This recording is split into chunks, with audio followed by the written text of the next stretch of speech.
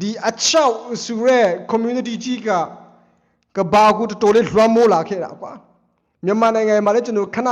ပြောနေတယ်အခုအချောက်စကားတွေကိုသူတို့ရိုက်နေတယ်လုံးဝ trending ဖြစ်တယ်ဘာညာနော်ကျွန်တော်တို့မြန်မာနိုင်ငံမှာလည်းပြည်သက်တို့စဉ်းစားကြည့်ပါဒီအချောက်ဆိုကအစကလေးကလည်း Hollywood ကအစလာကွာ Hollywood ကအားပေးနေတာဗီဒီယိုတွေကိုရိုက်နေတာအဆူရိုသမားတွေကလည်းပြောလာတာဆိုဒီအချောက်ကြီးကမူမမှန်တဲ့အပြောင်းအလဲကြီးတွေကိုတည်ဆောင်လာခဲ့တာကျွန်တော်တို့ကဘာကြီးမှလဲအခုအချောက်တွေဆိုတော့စောက်များသလားမမင်းနဲ့တချို့လူတွေကမွေးရပါ6တဲ့လူတွေလို့ရှိတယ်ကွာအခုကပါလဲခက်အလိုက်နဲ့ဆိုပြီးမှ6တဲ့ကောင်တွေလည်းအများကြီးရှိလာတယ်ကွာဒါကတော့တော်လေးကိုအမင်ကဖုကောင်းတဲ့ဖွဲ့တွေအများကြီးရှိတယ်ဒါမှမဟုတ်ရင်တော့ကဘာနာမည်ကျော်ပေါ့နော်တကယ် credit ရှိတဲ့လူတွေရဲ့ပြောချက်ကိုသွားနာထောင်ကြည့်ပါအခုမြန်မာနိုင်ငံမှာလည်းကြည့်ပါ video movie တွေ season 1နဲ့ season 2နဲ့ထုတ်ရိုက်လာကြတယ်ကွာဒီအချောက်တွေကို promote လုပ်ဖို့ကျွန်တော်တို့မြန်မာနိုင်ငံမှာလည်းကြိုးစားလာကြတယ်ဆိုတော့ we need to push back too guys အဲ့ဒီကိစ္စကိုကျွန်တော်တို့ကလည်းဆန့်ကျင်တင်တယ်လို့ကျွန်တော်ထင်တယ်ကျွန်တော်ဆိုလိုတာက gay တွေကိုအချောက်တွေကိုမုန်းတာတော့လုံးဝမဟုတ်ဘူးကွာသူတို့ဘာသာသူတို့6ပဲစီသူတို့ဘာသာသူတို့အစင်းနေပဲစီရတယ်အတော်ပြီးမှအထင်သေးဖို့လည်းမကောင်းပါဘူးအထင်လည်းမသေးသင့်ဘူးပေါ့နော်သူတို့မှလည်းအခွင့်အရေးတွေတော့ရှိနေတယ်ဒါပေမဲ့ကွာကျွန်တော်တို့အခုက LGBT community ကိုဘယ်လိုပြောမလဲ video အဖြစ်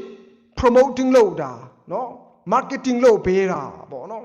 movie အဖြစ်နော် promoting လုပ်ပေးတာမျိုးလူတွေကိုအားလုံး LGBT ဖြစ်ဖို့ရတော့အားပေးတာမျိုးအမေရန်လုပ်နေကြတယ်ကွာကျွန်တော်တို့မြန်မာနိုင်ငံမှာလည်းတော်လေးဆူးလာတယ်ဖြည်းဖြည်းလေးဆူးလာတယ်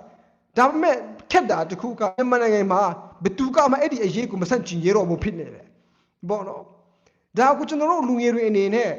ဒီကိစ္စကိုဘယ်လိုပြောမလဲအားပေးအားမြောက်မလုပ်သင့်ဘူးပေါ့နော်ကျွန်တော်တို့ကဒီတိုင်းပဲသူတို့ဘာသာ6ပဲစေပေါ့နော်ဒါပေမဲ့ကျွန်တော်တို့ကအေးချစ်စရာလေးဒီအ6နှစ်ယောက်လေးချစ်ကြိုက်တာကချစ်စရာလေးတွေပေါ့နော်အဲ့လိုမျိုးကွာမင်းမအချင်းချင်းကြိုက်တာကျွန်တော်တို့ကတော့အားပေးနေတယ်အချစ်ကအဓိကဘာညာပေါ့ကွာအမှန်ဆိုတော့ကျွန်တော်ထင်တယ်ခရိယန်ဘာသာကလေအဲ့ဒါကိုလုံးဝမင်းမအချင်းချင်းကြိုက်တာယောက်ျားချင်းချင်းကြိုက်တာလုံးဝမကြိုက်ဘူးမွတ်စလင်ဘာသာကလည်းမကြိုက်ဘူးဟိန္ဒူဘာသာကလည်းမကြိုက်ဘူးဗုဒ္ဓဘာသာကလည်းကြိုက်မလို့လုံးဝမထင်ဘူးပေါ့နော်ဆိုတော့ပရိသတ်တော်အနေနဲ့စဉ်းစားကြည့်အချစ်ကအဓိကပါအချစ်ကဘာညာပါပေါ့တော့မပြောကြပါနဲ့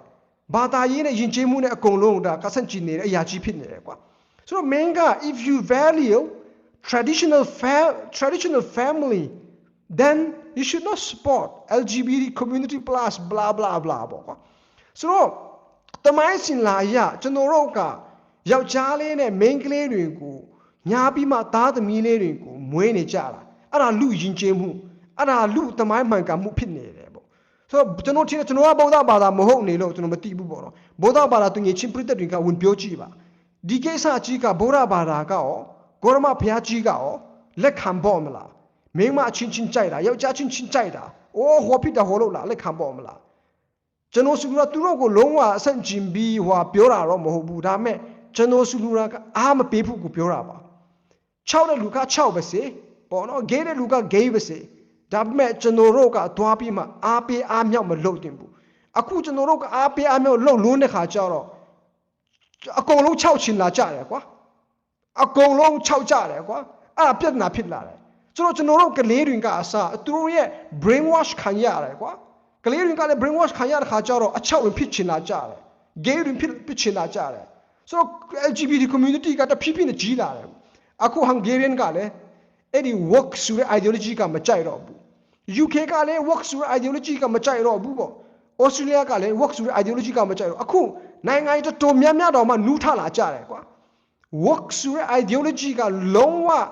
မှန်ကန်တဲ့နီလာမဟုတ်ဘူး society တွေမှန်ကန်တဲ့နီလာမဟုတ်ဘူးဆိုပြီးမှနိုင်ငံတော်တော်များများကွာနိုင်ငံရေးသမားတော်တော်များများကနူးထလာကြပြီးမှဆန့်ကျင်လာပြီးပြောလာခဲ့ကြတယ်ကွာအဲ့ဒီကြားထဲမှာကျွန်တော်တို့နိုင်ငံကအဆက်လက်အားပေးနေစေဖြစ်နေတယ်ပေါ့နော်မဟုတ်ဘူးအချောက်ကိစ္စမပြီးသေးဘူးလားတဲ့မပြီးပါဘူး bro ရေအခု Hungary မှာစန္ဒပြနေလို့ပါစန္ဒပြပြီးမှကျွန်တော်လည်းပြန် share နေတယ်ပေါ့နော်အချောက်ကိစ္စကဘယ်တော့မှပြီးမှာမဟုတ်ဘူး bro တို့အမေရန်ဖြစ်မှာပဲအခုလက်ရှိ US မှာလည်းမပြီးဘူးဖြစ်နေတယ် မနေ့တနေ့က White House ရဲ့သတင်းစာရှင်းလင်းချက်မှာလေအဲ့ဒီကိစ္စကပြဿနာတက်နေတယ်အချောက်ကိစ္စကဘေရုံးကမှပြီးမှာမဟုတ်ဘူးဒါတော့ကိစ္စကျွန်တော် I promise you guys အခု UK ကလည်းပြန်ချလာတယ် Europe ကလည်းပြန်ချလာတယ်အခု Europe ထဲမှာ Hungary တွေကလည်းစံတာပြနေတယ်အခုနဘရိုကပြောနေတယ်အချောက်ကိစ္စကမပြီးသေးဘူးလားဆိုတာကအဘရိုကမတိသေးလို့မနေ့တနေ့က Hungary နိုင်ငံမှာပြဿနာကြီးကျယ်ထွက်လာခဲ့တယ်ဘာလဲဆိုတော့အဲ့ဒီ Hungary နိုင်ငံက LGBT pride event ကြီးကိုဥပဒေတားမြစ်ပလိုက်တယ်လုံးဝမလုပ်ဖို့ရတော့ပေါ့နော်အဲ့ဒါဆန္ဒတွင်ပြနေတယ်ပေါ့နော်ပြလာတယ်ပြဿနာကြီးဖြစ်လာတယ်ကျွန်တော်ကချင်းလိုမျိုးပါဘရိုကျွန်တော်ကချင်းလိုမျိုးပါကဲ